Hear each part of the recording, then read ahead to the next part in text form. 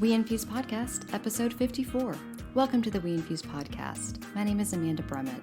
In every episode, we give you a seat at the table as we talk to infusion center owners, operators, and experts so that you can get the insight you need to run a thriving practice. In this episode, we talk with Woody Baum, Chief Executive Officer of Local Infusion. Woody shares his infectious enthusiasm for making things better for patients, tips on recruiting and retaining an amazing team, and how they are using technology to improve the experience in their centers. So, as I said, we're here today with Woody Baum of Local Infusion. Woody, we are so excited to have you on our podcast.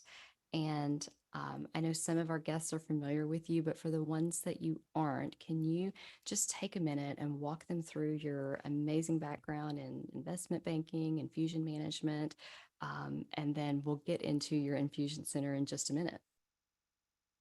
Excellent. Well, Amanda, great to be here. If you're a rabid follower of the We Infuse podcast series, and I'd recommend that everyone become one. You know, it's not my first time on the show, but I'll reintroduce myself. I have a corporate finance background, so investment banking, private equity. Previously led an infusion center management company, and now I'm here as the founder and CEO of a new digital health venture, Local Infusion. Fantastic. And Woody, if you had to pick just one area of expertise, what would you say is your main area? I'm remiss to talk about expertise in anything. I feel like I'm still early stages in my career and learning new things every day. Functionally, I have experience in the channel, in the infusion channel, sales and marketing within physician offices, reimbursement payer strategy. If I had to pick an area where I spend most of my time and where I know I've done a good job, it's in recruiting and team building. It's the number one job as a CEO, and I'm surrounded by the most incredible group of individuals at our current company. Man, well, I always think it's wise when people don't put themselves out as an expert, so can certainly appreciate your hesitancy there. But man, recruiting and retention and team building is huge right now, especially in our current marketplace. Is there's something that you can share with our audience where they can learn from you in that area? I think there's a couple things you want to focus on as a leader. One of them is to be yourself. I've learned not to pattern match after other CEOs. Like, I don't look at other successful CEOs and try to be them. I think it's important to be who you are and be authentic, because people will respond to that. But I think a big piece of this is spelling out the vision and showing, here's where we are, here's where we want to be, and this is how you help us get us here. Do you want to be a part of that journey? And I think the more clearly you can talk about that, and the more appealing you can make that vision and journey for people, the more excited they'll be. And so when we started our current company, we didn't even have a name, and I recruited an incredible group of people, and all I had to sell them on was that vision. It wasn't about pay. It wasn't about compensation. It wasn't about company culture, because there was none. It was just me. But now we have an incredible group of people, 100% aligned on what we're trying to accomplish, and we're building that culture together. So I think, focus on the why, focus on the where, really think deeply about what you're trying to accomplish. And I think people will resonate with that. Yeah, absolutely. That is wonderful advice. And if people know where you're headed and they believe in it, they will follow you anywhere. And including when that means working extra or dealing with a challenging situation. So that is fantastic. 100%. And it's just, in business and in the infusion industry, no matter what you're doing, there's going to be bumps in the road. And what you really need is a team that's 100% invested in that vision, and that mission, and that journey. And that's what's going to get you through those moments. And as an individual, I have moments of doubt, and I get frustrated, and I get down. And when you have that team that's firing on all cylinders, I can look around at this talented group of individuals and say, gosh, like, we've got this, right? That's what inspires me when we have difficult days, and then we have them, right? So I think as a leader, it really just comes down to the team. And if you could spend 50 or 70% of your time on anything, it's making sure that team is is on point, they're aligned, and you have the right people, right seats. Yeah, absolutely. Great advice. Well, we've talked about the team just a little bit. Can you tell us about Local Infusion? Tell us about the launch and what your company's about. So we've been working in stealth for the last year. I started it December 2021, but we're a digital health venture focused on patients with chronic autoimmune diseases on specialty medications. We're launching later this year in New England, and we'll have 4 locations up and running by the end of Q1 2023. You can think of us as an AIC company, as we have physical brick and mortar locations. However, there are few distinctions, with an intense focus on patient experience, technology, and clinical integration, as well as virtual care and providing services outside of the 4 walls. Oh, fascinating. So, what is your vision for the space and the technology?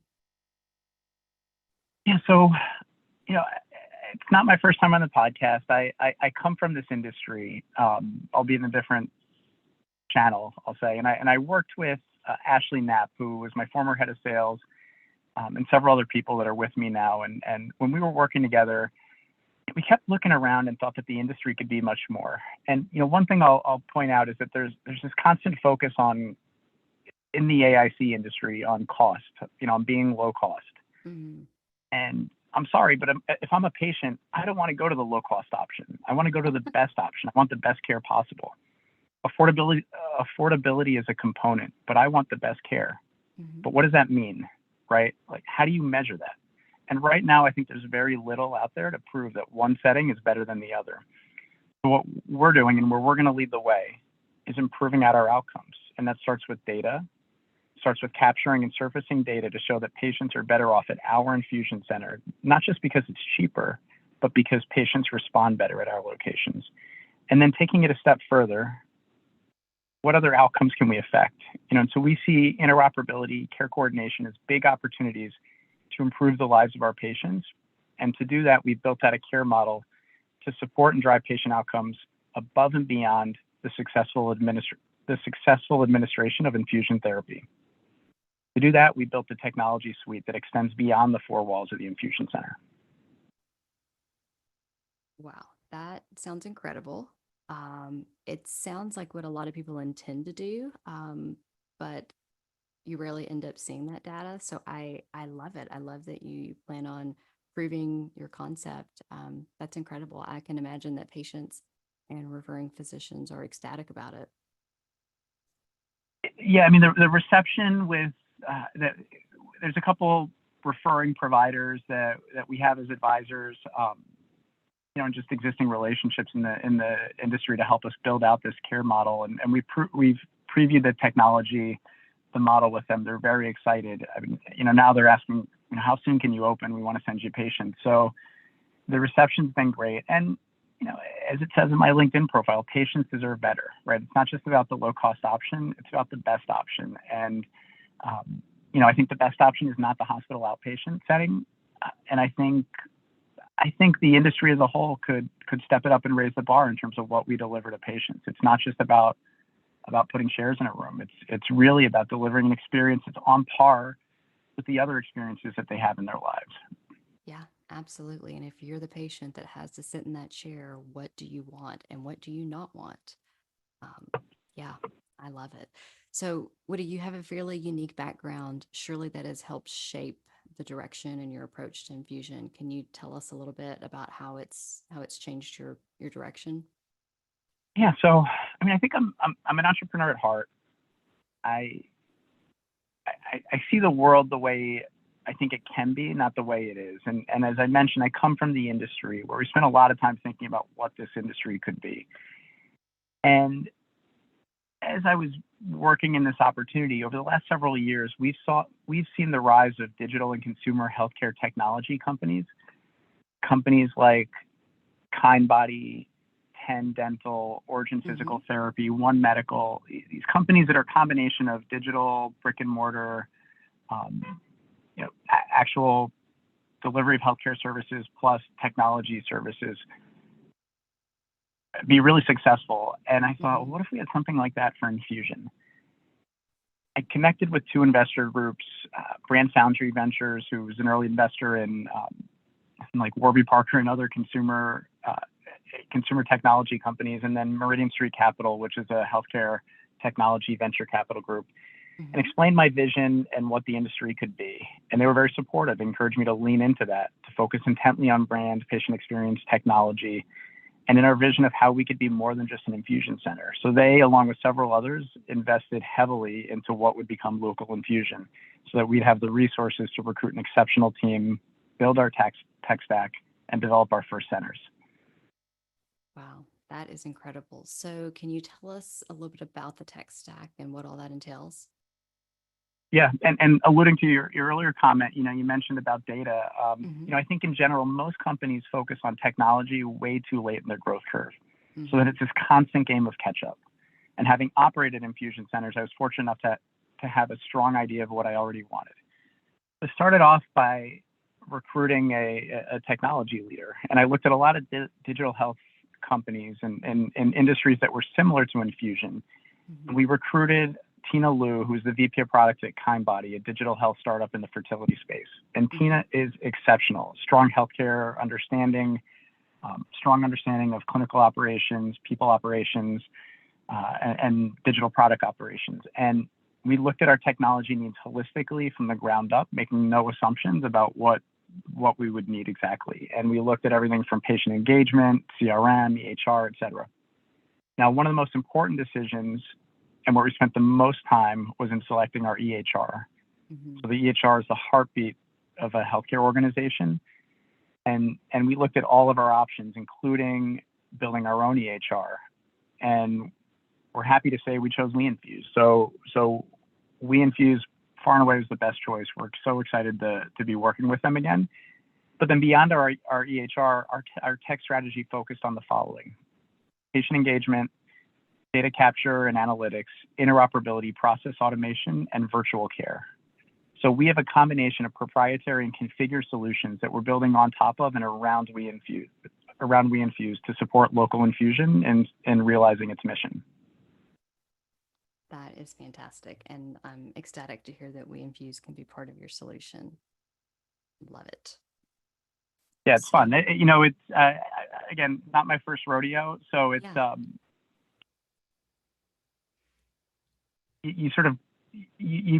most companies, they end up in this technology debt, and they're just constantly playing catch up. To start ground one with a focus on this, to have the resources, the financial resources to invest this heavily, making sure that we have the right infrastructure to support our care model, it's just a much better place to be starting off from. Yeah, and to be able to be intentional and proactive about it and not reactive is huge. I love that you're setting. Yeah, and in an early stage startup, there's always a little tension between over engineering and being reactive, right? So certain companies, they over prepare and they engineer for they engineer for problems that they don't even have. And then other companies, they under prepare and they just go and they fly in blind. And so there's a delicate balance between speed and preparedness. And I think we're doing a good job of it. I mean, we're going to come out of the gate with a really strong buttoned up technology product, but also a technology infrastructure that will allow us to adapt as the needs of the business evolve as well. Sure. Yeah. So one question, diving in a little bit there on the virtual care side, is that telemedicine? Is it patient text messaging? How do you envision that playing in? I think it's I'll say it's a little bit all of the above, right? One of the things that we know is that we're capable of building really strong and engaged relationships with patients, and that we should leverage that. Absolutely. Makes sense. Well, shifting gears a little bit, and knowing you've seen a lot in the infusion space, what would you say has been your biggest challenge? Well, ask me in 6 months because we're just getting started. Right. What I will say is there's a reason not everyone starts a business. Even with venture capital funding, an exceptional team, getting a business from 0 to 1 is a challenge. And we're building the foundation. And I'm from New York City originally. So they're always building these big skyscrapers. And if you've seen how they're built, the way the construction works is they work on the foundation first. And it looks like forever, nothing's happening. They're down in this hole in the ground. And then boom, all of a sudden 20 stories are built in no time. And so that's what it's like to build a startup. We've had our heads down for a year to get our first location open. And in 18 months, you're going to see us opening 2 locations a month without a sweat, right? That's how it works. So it's just that grind and building out that flywheel, getting that momentum is just so hard in the beginning. And then all of a sudden it just, really takes off. Yeah, that makes so much sense. It's always humbling how hard it is to get started in the beginning, but it sounds like you guys are doing everything right, and it'll make it much easier when you get into growth mode later on. Well, more on the industry side, can you tell our listeners what something is that you're really excited about in the infusion industry? Good question. So what's most exciting to me about the industry is the opportunity we have to innovate and improve on the patient experience. I think if you look at the industry 10 years ago today, night and day between what the patients experienced and now the offerings that are in the market. Mm-hmm. But I'd say that we're in the second inning in thinking about what is possible for infusion patients. And that is exciting. And that's where we're going to lead the way. Yeah. And I totally agree with you, Woody. I think something that's really important for all of us to remember is nobody wants our services. We sell something that is undesirable. And if they're in our center, it's because something has already taken place, that they're coming to us in a place where they don't feel well, they're hurt, they're scared. And so really, thinking about that, if we're only at second base, we've got a long ways to go, where we could come for patients is really, really exciting. Yep. And a lot. And I think if you look at what's happening in primary care. 10 years ago, One Medical was this brand new startup and no one had heard of them. And now companies like that exist all over the country, right? And so I think what you're going to see is the bar just being raised and the standards of care being improved on. And so I think it's an exception. I think it's a really exciting time. No one wants to be an infusion patient, but it will be better to be an infusion patient 10 years from now than it will be today, as it's better to be an infusion patient today than it was 10 years ago. So it's still early innings and a lot of innovation, a lot of improvements to be done. Yeah, absolutely. Well, Woody, wrapping up, what is one last piece of advice that you would give to our listeners? Piece of advice. I would say, focus on the team. Just focus on the team. Get the team right, and everything else will flow. Man, that is great advice. Absolutely. I think we could all stand to hear that and remember that day in and day out to make all of our businesses run better. That's what it is. We spend 8 to 10, 12 hours a day with these people. Make sure they're the right ones, and it becomes a really fulfilling journey. Absolutely. Well, Woody, thank you so much for all of the insight that you've given us into the industry. Thanks for telling us about local infusion. We're super excited to watch you guys grow, and I'm also thrilled that We Infuse can be part of your solution. Awesome. Well, I'm excited to be back on the podcast. The We Infuse podcast, everyone in the industry should listen to it. And I'll give a plug for We Infuse. If you're running an infusion center, you should be running on We Infuse. Well, thank you. We will take that. Awesome, Amanda. Well, thank you so much for having me. Well, there you have it. That was Woody Baum with Local Infusion, and he shared so much great information. His advice on communicating a vision and building a strong team is spot on, and his dedication to designing infusion centers around a patient's need is inspiring. He's so right that we've come a long way in the infusion industry, and it's even more exciting to see where we're going. And finally, their proactive approach to technology is so smart, and we can't wait to see their centers open. Well, speaking of technology, if you aren't already familiar with the We Infuse software platform, I encourage you to schedule a test drive to see how they can save you time and money in your practice. My name is Amanda Brummett, and we'll catch you in the next episode.